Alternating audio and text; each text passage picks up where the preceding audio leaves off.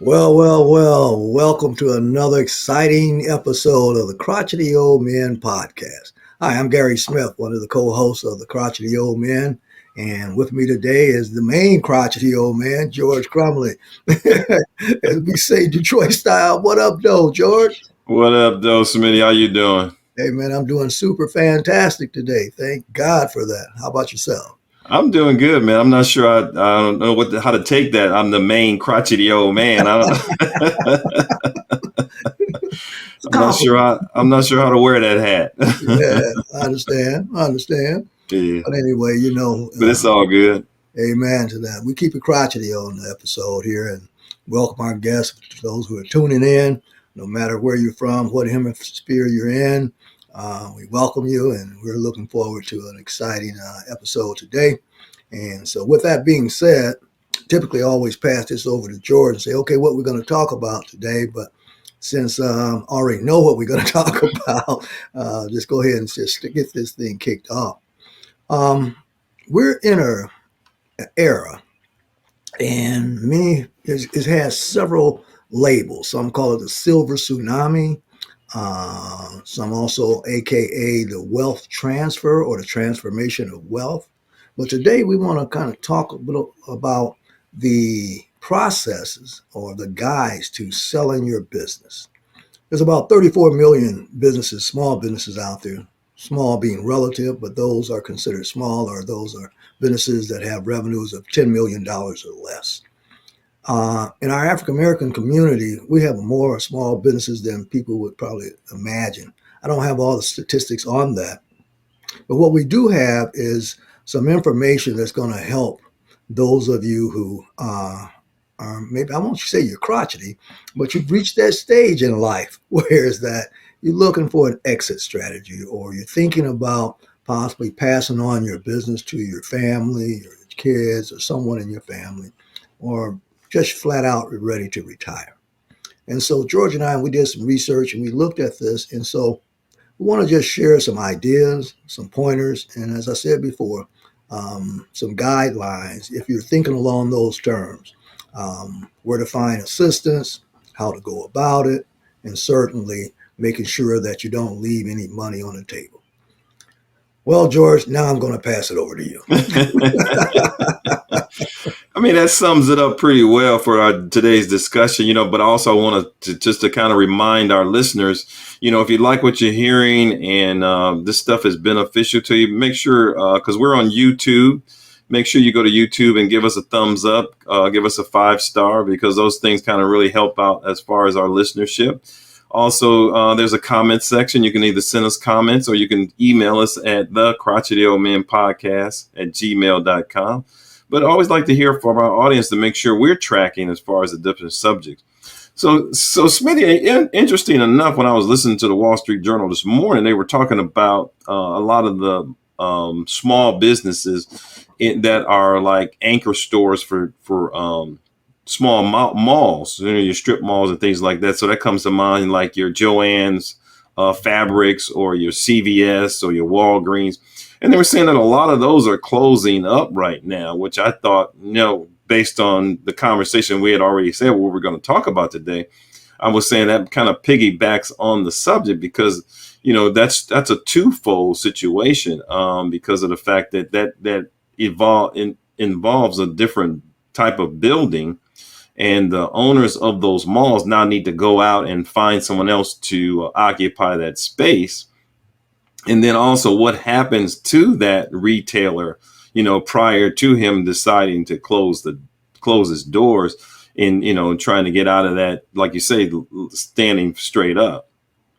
Well, for your smaller businesses that may find themselves in that situation, particularly those who are leasing in a mall environment, a mall area, what usually happens that when the anchor tenant, such as you mentioned, whether it be a Joanne, CVS, it could be even a grocery store, Kroger, or jewel stores, wherever you are in your particular area, when they close, several things happen.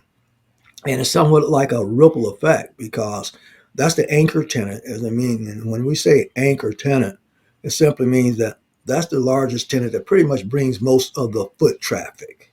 Okay. And people were going to go come to a Joann's to buy whatever goods and services that they sell. Obviously, they're going to a CVS to get their drugs and whatever they sell. So now, if you're a small business owner and you just happen to have maybe a salon in that strip mall or in that mall section, or whatever, there could be a myriad. I mean, pet stores, you name it. That's going to affect you in one because it's going to affect your revenues because there's going to be less foot traffic, obviously. So if I'm shopping at Joann's or CVS or whatever that anchor store is, and then I see your store, it could be a cake shop, could be maybe even a barber shop in a salon. I mean, in a mall area. And we're talking about strip malls primarily. But even Hmm. if it's an enclosed mall, these things will still affect whether or not, hey, maybe it's time to, if I can't relocate my business, which means you're going to lose some customers there, then it may be time to sell. Now, you want to make that decision obviously before revenues start to decline, because nobody wants to buy what we call a falling knife. In other words, your sales are going down. Why should I buy your business? Okay. And that's going to be always the one question that you'll get asked. So, to George's point, the effect or the impact that it has on smaller businesses can be tremendous because your number one goal is to have your earnings. And typically, when I'm talking about the transferring of wealth or the transferring of small businesses, what you're transferring is that cash flow. And so, in order to prepare the sale or the transfer of that business, you must maintain that cash flow. So, in a situation like that, if this is going to help anybody, I want you to, first thing you want to do is pay attention. Pay attention to what's going on around you if you find yourself in a mall situation, because that's going to have a ripple effect. I like what George said earlier. If you're in business, you got to be in business. And what I mean by that is that you got to be privy and aware of the marketplace, what's going on around, because the turbulence that affects a large business is the same turbulence that can affect a smaller business. So whether you're reading the Wall Street Journal on a daily basis, New York Times, or any other financial periodical that's out there, make certain that you look at that and see what's going on a macro uh, perspective, and then dummy that down to your own regional, your own city, your own county, your own neighborhood, so that you watch the traffic. Where's the people moving to? What's going on with that? So, Smitty, keeping that in mind, so if you want to, get out of your business, first thing you probably want to do is determine a cost. So, how do you evaluate, the selling price for your business? How do you estimate, how much my business is worth? That is an excellent question.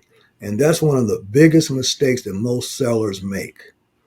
They're emotionally involved. A lot of small business owners, they are the business. I mean, they're in there from day eight to faint until the last customer leaves, and then even after the last customer leaves, they got to clean up. Chances are you still got to add up your receipts and all that sort of stuff. So valuation is critically important because market timing is what's really going to affect your value. If you don't get anything out of this podcast, please listen to this. Your business is only worth what a buyer is going to pay you for.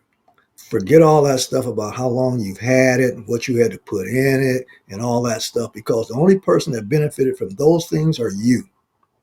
When a buyer is looking at your business, they're going to assess what the business will perform at moving forward when you're gone. So, number one, hire hire, because nobody's going to do it for free. A market mergers and acquisition advisors such as myself, or business consultant, your accountant, or someone. And there's plenty of information out there, either on YouTube and or Chat GPT, on how to value your business. But you want an expert person, because what you a lot of times will miss out on is some of what we call the intangibles. Selling a business is a process, not an event. And you don't just wake up in the morning and decide, I think I'm going to sell my business, scratch yourself, I'm not going to say where, and then pull out a number and think that people are going to buy that number. That's not it. There's Yeah, I plenty mean, of, I'm go sorry. ahead. Go ahead. Oh, No. So based on that, I was just going to say is how do you determine what you really want out of your business. Because we talked about, how do you evaluate your Right. business, but then how do you determine, what you really want out of that, and which Okay. I think are two separate things. Yeah. Number one, you look at your revenues. Okay. Revenues and cash flow are two different things. All right. Your revenues, AKA, is also your sales. And so it's pretty easy to do is that you look at your past 3 years, possibly 5 years of sales.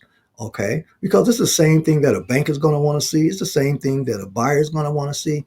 And it's the same thing that any lender is going to want to see. All right. And so you need to know that. Okay. Have my sales gone up? Let's take 2020. For the last 5 years, from COVID 2020 to present day, it's been 5 years, right? And so you look at your sales, and everything has a trend to it. Have your sales been going up, or have they kind of gone like a roller coaster, or are they declining? Hopefully, they've been going up. Your sales, all right. Now, the other value of your business is that how are those sales generated?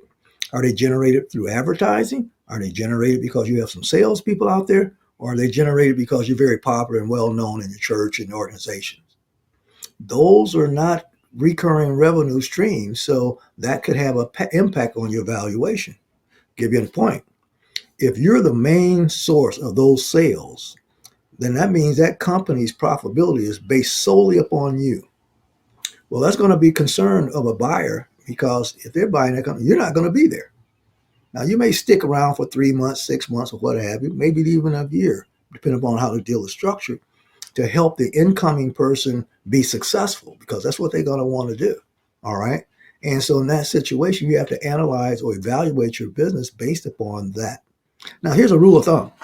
Typically, your sales price is going to be anywhere from 50 to 70% of your revenue. Quick numbers is this. If you have annual revenues of $1 million a year, and we're going to include your cost of goods sold, and all the other expenses that you got to run that operation. Well, you take 50 to 70%. So that's a range. And this is a rule of thumb. Rule of thumbs are abstract, not absolute. But based upon your industry, based upon your location, your community, et cetera, et cetera, 50% of $1 million is $500,000. 70%, of course, 700,000. So your sales price is going to fall within $500,000 to $700,000. That's the quick rule of thumb way of determining how much is my company valued. Now, most investors or buyers are going to look for a 20% return, 20% margin. The minimum is 10%. And typically, if I was going to buy your business, and we use this same example, then 20% of that $500,000 of net gross revenue is going to be $100,000. So I know that anywhere between 100,000 and we'll see, and I said 70% on the other side, so that would be 700. So anywhere between 100,000 and $140,000 is pretty much what you're putting in your pocket. Okay. Because most sellers try to be all close to the vest about, well, I want to tell anybody what I'm making. Look, we got to find out what you're making. Right. I want to make as much as you made Right. and then see how I can improve that. Right. So come on, don't be stupid. All right. Give people the numbers because we're going to figure it out anyway. Mm-hmm. So that's how you do that. That's how you determine what you're about. Now, remember, that's a rule of thumb. And then there's also things what we call add backs. Mm-hmm. Most businesses, you don't want to see the tax returns because you have a tax return to show that you don't make a profit. Okay, that's the only time you have to pay tax when you make a profit. So all business owners show the IRS the lowest possible number they possibly can. But we're not the IRS. Okay, when I say we're as buyers, so show us the numbers so that you can not leave money on the table. So with that in mind, once you determine the cost, what you want to get out of the business, what about strategy as far as your exit strategy? How does that come into play as far as, even preparing your workers, that you're going to be selling the business? But so I'm sure there's got to be some kind of strategy that you have to have so that the business stays afloat for anybody else that's coming in and, purchasing the business. Right. Well, rule number one, don't tell anybody that doesn't need to know that you're about to sell your business. Okay, that includes mama, my dear, mother-in-law, wife, you got to tell them, but nobody. Because first of all, what you're going to do is you're going to spook everybody that works for you. they're going to be afraid. I mean, you may have some key people there that help make that business run smoothly, especially if you have employees. And so you don't want that to happen because you have to maintain those revenues and hopefully increase the revenues during the negotiation part when as far as negotiating to sell their business. Number two, you darn sure don't want your competitors to know that you're about to sell or even thinking about selling your business. That's why the process of selling a business is a highly confidential process. All right. Thirdly, you do not want your suppliers to know that you're about to sell the business because now they may get scurvy. Usually people think the negative. They think, "Oh my God, George is going to sell his business. He must be having a hard time. Must be desperate.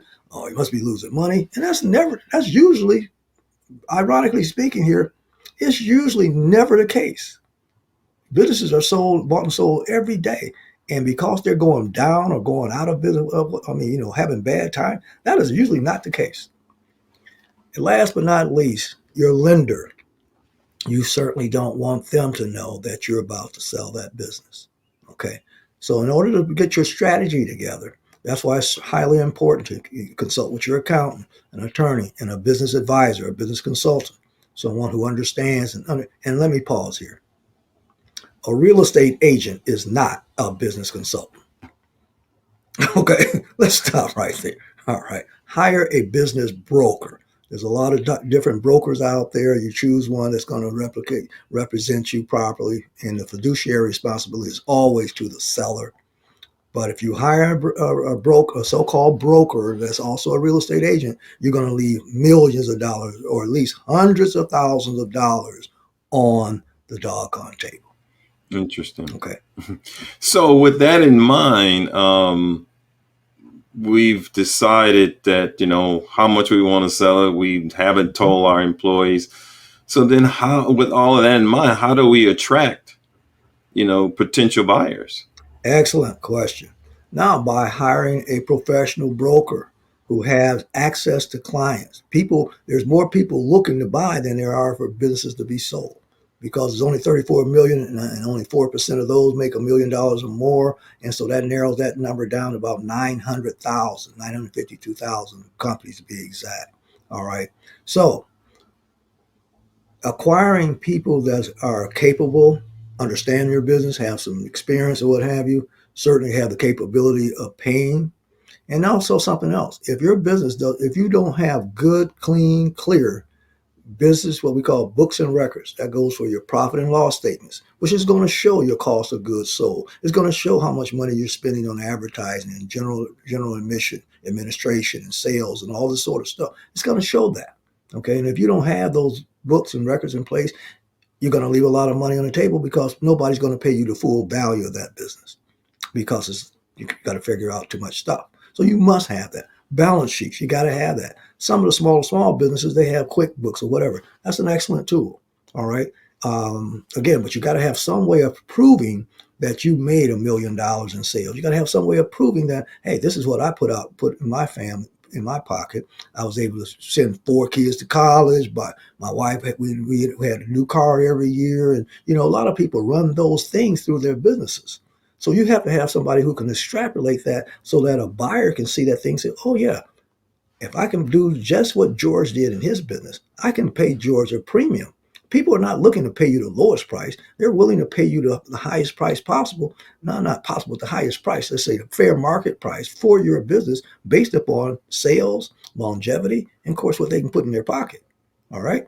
So having those tools in place will also help you not leave money on the table. And here's something else most sellers get really scurvy about. They compare selling a business with selling real estate. And there's two that they don't mix. All right. And so they like the real estate broker because he's accustomed to only charging 6%. Well, there's a reason why you charge 6%, because you're selling a house. Houses don't generate any income. All right. Now, but a business broker, you be prepared, because it's a lot of work and it's a lot of people, a lot of moving parts that goes into selling and pricing the business. So be prepared to pay anywhere from 8 to 12% for the sale of that business. All right. But that shouldn't interfere with what you want to put in your pocket. So that's why it's important to know the numbers, know what that fee is, know what that cost is. And if that number is below what you need or want to put in your pocket, don't sell it. Pretty simple. Okay, nobody's going to force you to take something. Well, if you've got $1 million business and you say I want to at least walk out of here with a half a million, 500,000, I'll be happy, or 600,000, then that's your number. Okay, so now it may narrow your buyer pool, but that's your number. And at some point or another, there's several ways to get to that number. Be prepared to provide seller financing. And I'm going to save that for another question, unless you want me to go on, George, because I can talk all day about this one. Well, that is important. Is once you find a buyer or track that buyer, is the financial transaction. How does that normally flow? So that it is equally beneficial to for yourself because you want to get out, and then equally for the person that's trying to get in. Yeah. Well, think of it like this: when you're ready to sell, let's say, for instance, some, I won't call them sucker, but some unwary person comes along and pay you a full price for your business, all cash. Well, they've done two things. I won't talk about the buyer because this is about sellers today. But for you, you got a humongous capital tax gain bill. So while you may think you're getting, hey, I got 800,000 for my business, blah blah blah. Well, that's going to be 800. That capital gains from what you started and paid for until then, it's going to be huge. So do you want to give half of that away? Almost, you give about half away. So to structure the deal, and here's something else: there's not a whole hell of a lot of people walking around with $800,000 in their bank account, or under their mattress, or in a coffee can. All right, most deals, 90% of the deals that are sold with structured finance, meaning that they either go to an SBA, get an SBA loan, which by the way is very restrictive, or they'll go to a bank or private lender, and they're going to get anywhere from 50%, possibly 6%, 60% of the money to pay you. All right, the buyer, if they go SBA, they only have to put down anywhere from 5 to 10%. So now there's another gap there. Typically, that's about 75%. So the other gap is that 20 to 25%. Well, if you want to get that deal closed, you're going to have to seller finance that other 25%. But that's not a negative, because that 25% can be structured one of several ways. You take what they call a seller's note, which you have a note just like the bank does, or a lien on the property. I mean, not property, because if you hear somebody saying property, you know that's the wrong person. It's the business, okay? The business. You hear me saying property because of my background in real estate, okay? It's just a knee-jerk reaction.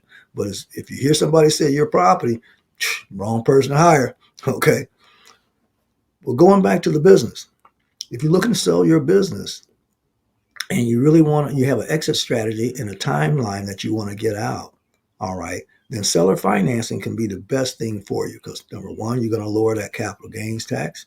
And here's something else. Number two, you're going to get an interest rate that's anywhere from 8 to 10% on that remaining money. All right. And so I'm going to pretend like your business is worth $1 million. So 25% of $1 million is 250,000, and you can receive payments of monthly payments for that $250,000 for 36 months or 60 months. And that's a nice income stream coming in every month for that period of time. And you're paying little or no taxes. If they just pay you interest only, you're not paying taxes on it at all. So think strategically. And that's why it's very, very important to have an accountant with you to help you strategize that exit. Number two, it's a thing called equity participation. You can sell that same business twice and get another piece of the apple. Quick example: if I come in and buy George's business and it's worth $1 million, and we structure it where you got George seller finances 25% and rolls over maybe 10 or 15% of that of equity into the business itself. My goal is to grow the business. So if I can grow that business from 1 million to $2 million, now you're going to get a 15 or 20% of that $2 million instead of 1 million. That's more money in your pocket. And that's what they call the second bite of the apple. And people doing it every day. So don't be fearful of seller financing. Understand seller financing.